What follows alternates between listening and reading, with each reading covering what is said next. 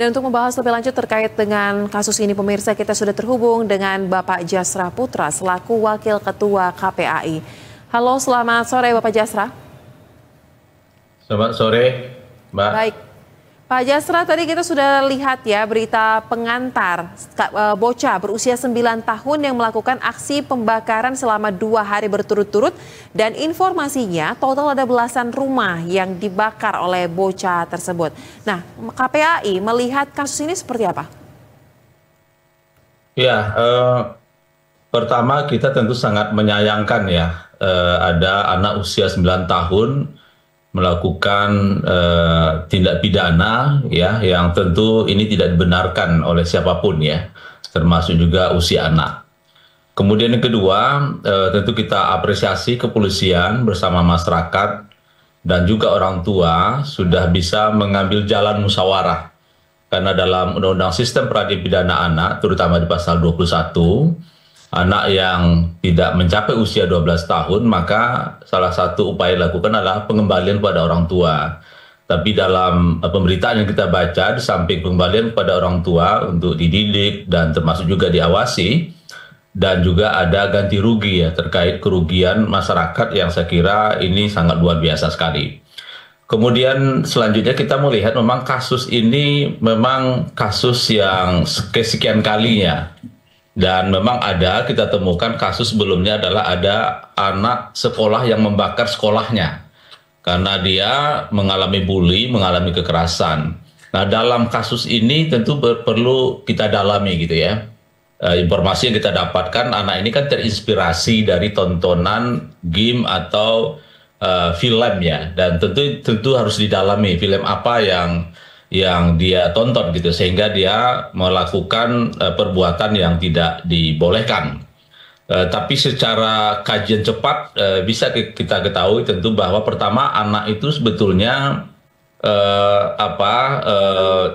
terinspirasi dengan tontonan-tonton, dan jangan lupa tentu informasi-informasi yang bergentayangan melalui handphone atau melalui televisi gitu ya, itu banyak informasi yang tidak layak ya, dan oleh sebab itu ini sebetulnya butuh pendampingan orang tua, dan kita tentu harus melihat lebih jauh ya, apakah tontonan yang dia lihat lalu dia terinspirasi melakukan pembakaran ini gitu ya. Dan saya kira tentu ini adalah tontonan yang cukup panjang dia tonton, kemudian dia penasaran dan bahkan melakukan tindakan yang tidak terpuji ini gitu. Baik. Nah, kemudian Pak, jika Anda menganalisa bahwa tontonan yang dikonsumsi oleh anak ini sehingga membuat ia terinspirasi untuk melakukan tindakan pidana tersebut merupakan tontonan yang sudah dikonsumsi dalam jangka waktu lama, berarti celahnya di sini pengawasan dari orang tua dan juga lingkungannya yang dinilai masih kurang maksimal ya Pak ya? Ya, biasanya seperti itu. Jadi ketika anak terpapar dengan informasi yang tidak layak, tontonan yang tidak layak, atau mungkin bukan di usia dia gitu ya, apakah game ya, karena game sendiri sebetulnya kan ada klasifikasi usia, termasuk juga tontonan juga ada klasifikasi usia, dan tentu sangat penting ya untuk melihat tontonan apa yang dia tonton gitu ya. Nah, yang kedua, karena anak-anak ini rasa penasaran, kemudian dan bahkan dia melakukan tindakan-tindakan yang tidak terpuji, saya kira ini kan cukup dalam problemnya, cukup dalam persoalannya, sehingga dia pun tidak bisa memilah ya, mana ini kalau dia melakukan sesuatu pada akhirnya ini adalah tindak pidana, kemudian dia juga tidak bisa katakanlah melakukan kategorisasi ya terkait informasi-informasi yang dia dapatkan, sehingga termasuk juga konsultasi kepada gurunya atau konsultasi pada orang tuanya gitu terkait tontonan-tonton tersebut. Dan oleh sebab itu tentu ini penting ya didalami, apakah melalui HP-nya atau mungkin melalui TV di rumah gitu ya, tontonan-tontonan apa ya. Tentu KPAI terus berkoordinasi dengan kepolisian, termasuk juga ke Dinas Pemberdayaan Perempuan Perlindungan Anak. Kita berharap agar anak ini di asesmen lebih jauh gitu ya. Baik. Sehingga kita diagnosanya tepat ya, karena kalau dilihat keputusan polisi, masyarakat dan orang tua, ini kan kembali kepada orang tua untuk dibina. Dan tentu ini sesuai dengan Undang-Undang Sistem Peradilan Pidana Anak gitu ya, di mana anak yang belum berusia 12 tahun itu pengembalian pada orang tua atau dia bekerja di lembaga kesejahteraan sosial gitu dalam bentuk 3 bulan, 6 bulan. Tapi itu tidak dilakukan, tapi hanya dilakukan pengembalian pada orang tua, kemudian pengawasan ketat gitu ya. Nanti Bapas juga mengawasi gitu ya. Baik. Termasuk juga masyarakat gitu ya, agar anak ini tidak melakukan perbuatan berulang gitu, Mbak. Baik. Nah, kemudian Pak, terkait dengan asesmen tadi Bapak singgung, dalam kasus seperti ini dan juga Anda mengatakan kasus ini kan bukan kasus pertama sebenarnya, sudah kasus kesekian kali. Nah, ke depannya KPAI biasanya akan melakukan reach out, menghubungi terkait dengan pihak keluarga dan anak tersebut untuk dilakukan asesmen sehingga penanganan lebih tepat, atau mungkin menunggu dulu sampai dengan dibutuhkan sehingga dimintakan kepada KPAI untuk melakukan langkah lanjutannya. Seperti apa, Pak?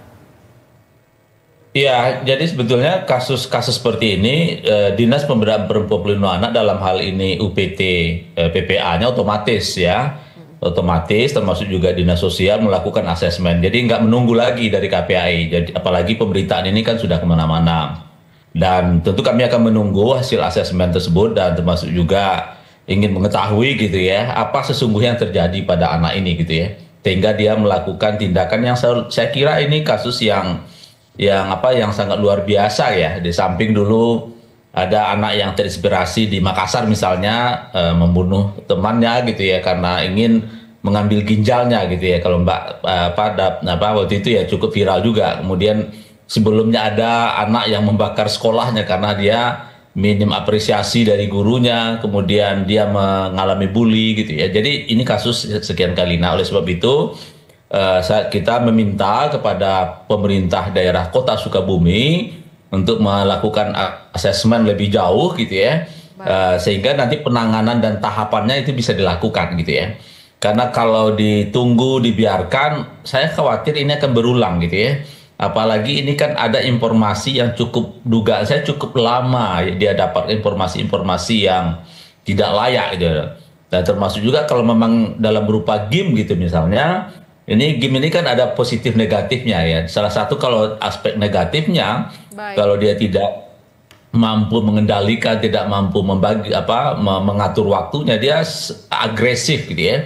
Dan bahkan tanpa berpikir panjang ya, apalagi usia 9 tahun saya kira gitu ya, dia melakukan tindakan-tindakan yang sebetulnya tidak dibenarkan gitu. Baik, terakhir Bapak, dalam kesempatan ini kami ingin mungkin meminta Anda untuk memberikan himbauan kepada para orang tua dan masyarakat pada umumnya untuk dapat lebih peka lagi mungkin terhadap anak-anak kecil dalam menyikapi berbagai macam tontonan ataupun informasi yang sangat masif muncul di media sosial ataupun di tayangan televisi ataupun di YouTube. Seperti apa langkahnya agar tidak terulang lagi kasus-kasus seperti ini? Ya, pertama tentu kita minta orang tua yang terdekat dengan anak ya untuk tetap berkomunikasi, kalau memang terfasilitasi HP tetap mencek HP anak gitu ya. Kemudian ya tetap berdialog ya setiap saat dengan anak gitu ya. Ada hal-hal yang pertanyaan-pertanyaan yang mungkin bagi kita adalah pertanyaan remeh, pertanyaan biasa, tapi bagi dia penting jawaban itu. Dan oleh sebab itu orang tua tetap berkomunikasi setiap saat, mengawasi gitu ya. Jangan sampai kita melihat mungkin anaknya baik-baik saja gitu secara fisikly, tapi batinnya, jiwanya mengalami situasi-situasi kegalauan dan kegundahan yang tentu harus kita ketahui. Dan oleh sebab itu kalau orang tua terbatas mengatasi hal tersebut, tentu bisa datang kepada unit pemberdayaan perempuan pelindung anak kita di kabupaten kota ya, ada psikolog secara gratis yang bisa diakses gitu ya, sehingga penanganan itu sangat tepat. Dan yang kedua tentu kita berharap guru ya untuk tetap melihat satu persatu persoalan anak kita. Saya kira kasus ini adalah kasus pembelajaran yang sangat luar biasa bagi kita. Agar situasi ini tidak berulang maka perlu pencegahan ya, pencegahan memastikan informasi tersebut layak ditonton oleh anak kita, sehingga dimanapun anak-anak kita tetap dalam lingkungan yang mendukung gitu, Mbak. Baik, Terima kasih untuk pandangan yang telah dibagikan bersama kami di Berita Satu Sore, Wakil Ketua KPAI Bapak Jasra Putra. Selamat kembali beraktivitas, salam sehat. Ya, makasih.